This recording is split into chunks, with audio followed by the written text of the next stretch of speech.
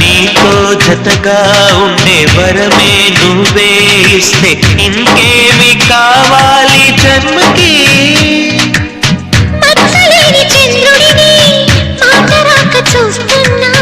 వరస కాని బంధుని చొరవ చేసి అంటున్నా ఇంకెప్పుడు ఒంటరినని అనరాదని నీకు సొంతం అంటే నేనేనని కొమ్మ కొమ్మ విన్నావమ్మ కోయిల వస్తుంది